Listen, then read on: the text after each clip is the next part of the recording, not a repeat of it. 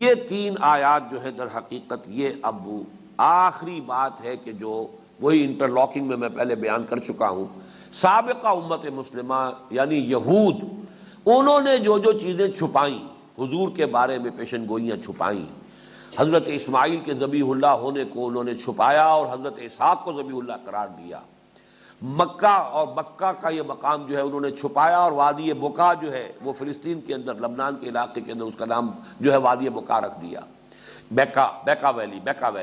یہ آپ کبھی اخبارات میں بھی پڑھتے ہوں گے. اسی طریقے سے مریا، یہ بیت المقدس کی ایک پہاڑی کا نام رکھ دیا جو کہ اصل مروہ ہے مکے کا. تو یہ ساری جو شرارتیں انہوں نے کی، دین کے احکام کے اندر بھی جو انہوں نے جو اس کے کتمان کا اور اس کے اخفاء کا کام کیا، اب اس پر بڑے سخت الفاظ میں یہاں آخری سرزنش کی جا رہی ہے. ان الذین یکتمون ما انزلنا من البینات والہدی، یقیناً وہ لوگ جو چھپاتے ہیں. اب دیکھیے یہ تقریباً یوں سمجھیے اس آیت کی وضاحت ہو رہی ہے جو کہ ہم نے 16ویں رکوع کے آخر میں پڑھی. وَمَنْ أَظْلَمُ مِمَّنْ كَتَمَ شَهَادَةً عِندَهُ مِنَ اللَّهِ وَمَا اللَّهُ بِغَافِلٍ عَمَّا تَعْمَلُونَ. اس سے بڑھ کر ظالم کون ہوگا جو ایک گواہی کو چھپا لے جو اللہ کی طرف سے اس کے پاس ہے، اور اللہ غافل نہیں ہے اس سے جو تم کر رہے ہیں. اس کو ذہن میں رکھیے اور ان آیات کو پڑھیے. ان الذین یکتمون ما انزلنا من البینات والہدی، یقیناً وہ لوگ جو چھپاتے ہیں اس شے کو جو ہم نے نازل فرمائی ہے بینات، روشن نشانیوں میں سے، والہدی اور ہدایت، لوگوں کی رہنمائی کا سامان، من بعد ما بیناہ للناس فی الکتاب، اس کے بعد کہ ہم نے اسے واضح کر دیا ہے اپنی کتاب میں، تورات میں واضح کیا. اولئک یلعنہم اللہ ویلعنہم اللاعنون، ان پر لعنت ہے اللہ کی، پھٹکار ہے تمام لعنت کرنے والوں کی. الا الذین تابوا، سوائے ان کے جو توبہ کرے، رجوع کرے، پلٹے. واصلحوا، اور صرف زبانی توبہ نہیں، اصلاح کر لیں اپنے طرز عمل کی، درست رویہ اختیار کریں، اور درست رویے کی بھی مزید بینوا، اور اب واضح کریں وہ چیزیں جو چھپا رہے تھے. تو گویا کہ توبہ کے بعد، جیسے کہ ہمارے منتخب نصاب میں سورہ فرقان کا آخری رکوع ہے، وہاں وضاحت کی گئی الا من تاب وآمن وعمل عملا صالحا فاولئک یبدل اللہ سیئاتہم حسنات. جو توبہ کرے، ایمان کی تجدید کرے یا ایمان لائے اور پھر نیک عمل کرے، ومن تاب وعمل صالحا فانہ یتوب الی اللہ متابا، توبہ کرنے کے بعد اگر عمل درست ہو گیا تب توبہ ہوئی ہے. ورنہ توبہ کی گردان کرتے رہیے، لمبی لمبی تسبیحیں جو ہے استغفار کی کرتے رہیے، پر نالہ وہی بہتا رہے، حرام خوری وہی جاری رہے، تمام اپنے غلط کام جو کہ تو برقرار رہے، تو یہ تو کوئی توبہ نہیں. توبہ تو وہ ہے کہ جس کے نتیجے میں عمل درست ہو جائے. تو الفاظ نوٹ کیجئے، الا الذین تابوا، سوائے ان کے کہ جو توبہ کریں، واصلحوا، اصلاح کر لیں اپنی طرز عمل کی، وبینوا، اور جس چیز کو چھپاتے رہے تھے اب اسے واشگاف طور پر بیان کریں اور واضح کریں. فاولئک اتوب علیہم، تو ان پر میں بھی رجوع کروں گا، ان پر رجوع کروں گا. توبہ کا لفظ بھی مشترک ہے بندے اور رب کے درمیان. انسان گناہ سے رجوع کرتا ہے، توبہ کرتا ہے. اللہ نے اپنی رحمت کا رخ پھیر لیا تھا، دوبارہ اپنی رحمت کا رخ خود کر دیتا ہے، یہ اللہ کی توبہ ہے. بندہ توبہ کرتا ہے تو الہ کا صلہ آئے گا، یا ایھا الذین آمنوا توبوا الی اللہ توبۃ نصوحا. اللہ توبہ کرتا ہے تو اعلیٰ کا صیغہ آئے گا، جیسے کہ کوئی بڑی اونچائی سے کوئی ہستی ہے اور وہ رجوع فرما رہی ہے تو اعلیٰ کا حرف جار آیا ہے. فاولئک اتوب علیہم، تو یہ وہ لوگ ہیں جن پر میں بھی عنایت فرماؤں گا، ان کی طرف اپنی شفقتوں کا رخ پھیر دوں گا. وانا التواب الرحیم، اور میں تو ہوں ہی بہت ہی توبہ کا قبول کرنے والا اور بہت رحم فرمانے والا.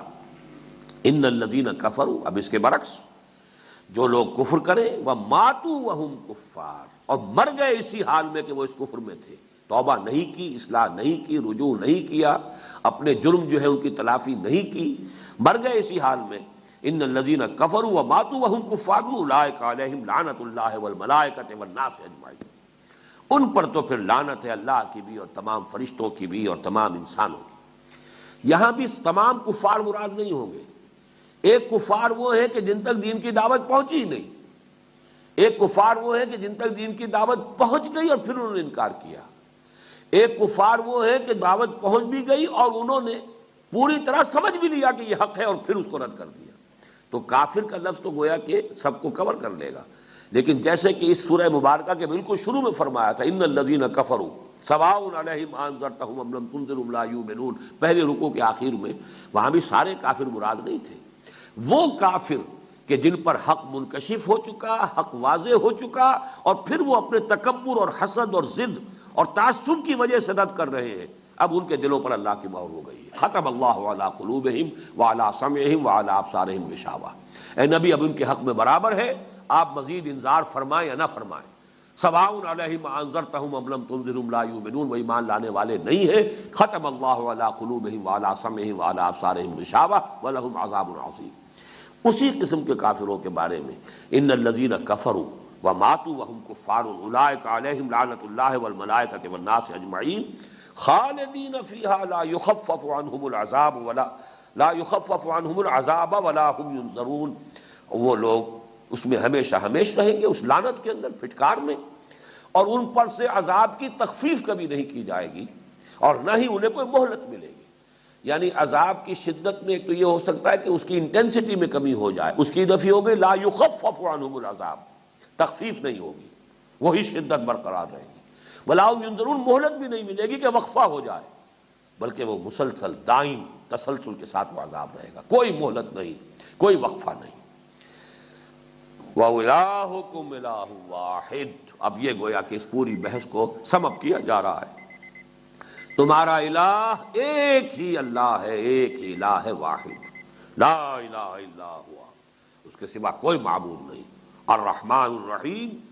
وہی رحمان ہے، نہایت اس کی رحمت جو ہے ٹھاٹھے مارتے ہوئے سمندر کے مانند ہے،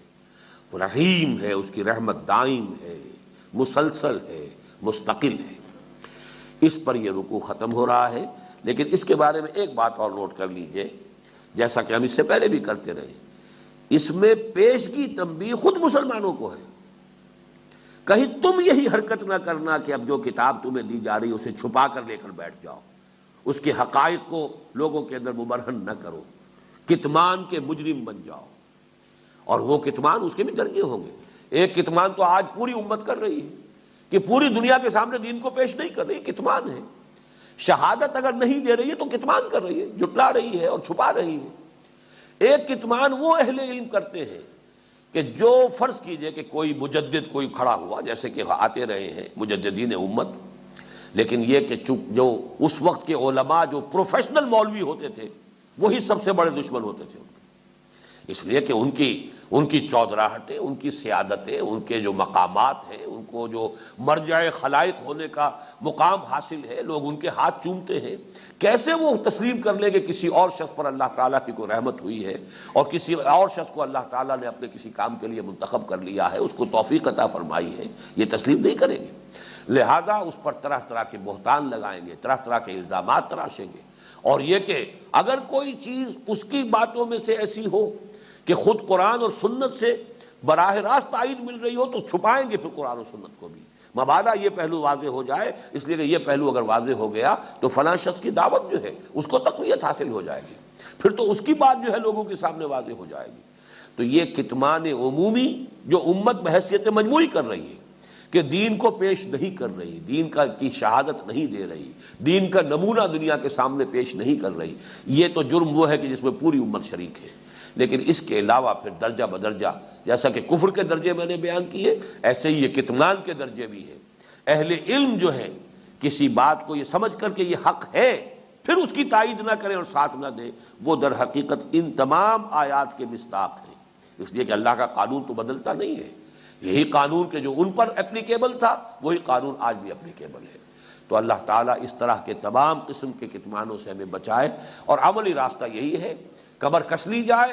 ایک ایسی جد و جہد کے لیے، چاہے ہماری زندگیوں میں وہ نہ ہو، لیکن اپنا تن من دھن اگر اس میں لگا دیں گے تو گویا کہ ہم معذرتاً الی ربکم، ہم اللہ کے حضور میں جا کے عذر پیش کرنے کے قابل ہوں گے کہ اللہ ہم نے تو اپنی تمام توانائیاں، قوتیں، صلاحیتیں، اوقات اسی کام میں لگائے، اے اللہ کچھ نہیں بنایا تیری دنیا کے اندر، ہم نے کوئی جائیداد نہیں بنائی، کوئی ہم نے اپنے لیے کوئی منصب حاصل کرنے کی کوشش نہیں کی، کہیں کسی اقتدار کے اندر شریک ہونے کی جد و جہد جو ہے اس میں اپنے وقت ضائع نہیں کیا، تیرے دین کو پیش کرتے رہے، لوگوں کو دعوت دیتے رہے، کم سے کم یہ کہنے کی پوزیشن میں تو ہو معذرتاً الی ربکم کے مصداق تو بن سکے۔